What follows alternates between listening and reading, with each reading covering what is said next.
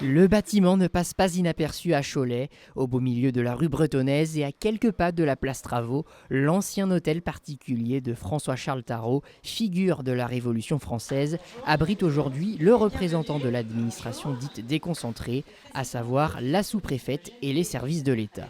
En lien avec l'office de tourisme choletais, les pièces de la sous-préfecture se sont ouvertes au grand public. Il était important aussi, dans ce sillon, de proposer à la fois aux résidents, aux vacanciers, aux administrés, de découvrir le site d'exception qui est la sous-préfecture de Cholet. Donc par-delà la transmission du patrimoine, un hôtel particulier de 1750, famille Tarrot, originaire de Bégrol-en-Mauges, maire de Cholet pendant la Révolution française, et qui par décret impérial de Napoléon III, 1857, est devenue sous-préfecture de l'arrondissement de Cholet, naguère à Beaupro, aujourd'hui sous-préfecture donc d'un arrondissement rural de tradition industrielle.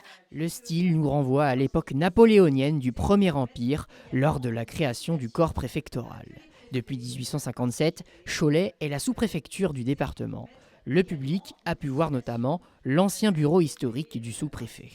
Aujourd'hui, cela nous a montré que dans sa modernité, une sous-préfecture, c'est avant tout une mission d'accueil, d'accompagnement à la fois des administrés dans leur démarche, à la fois pour les permis de construire, les permis de conduire, toutes les démarches, mais également l'accompagnement des élus. La mission de la sous-préfecture est de rester droit. C'est la maison de l'État, l'État de droit, et c'est également nous avons pu voir avec tous les visiteurs de l'Office du tourisme aujourd'hui que dans les anciennes écuries du 19e siècle, eh bien, que c'était les bureaux de la réglementation où nous préparons le futur marathon de Nuaillé, les questions de sécurité pour la grande édition 2025 du Carnaval de Cholet. Dans l'aile historique de la sous-préfecture de Cholet, où il y avait les bureaux, et bien aujourd'hui, ce sont les services vétérinaires, la direction départementale de la protection des populations, qui viennent donc assurer la sécurité sanitaire des abattoirs de Cholet, des abattoirs de la Séguinière, et donc cette sécurité. La grande surprise de cette visite a été l'immersion dans le jardin de la sous-préfecture, écrin de biodiversité au cœur de Cholet. Alors après tout ça, nous avons demandé à un visiteur ce qu'il a retenu. J'en ai retenu pas mal de choses. Déjà, les missions qui sont donc imparties aux préfectures et que c'est devenu une maison de l'État puisqu'il y a d'autres directions donc de l'État, en plus des missions initialement dévolues à la préfecture, donc qui sont installées complètement. Que derrière le bâtiment et la cour se cachent pas mal de choses, notamment un très beau jardin. Que, en effet, le patrimoine est bien préservé.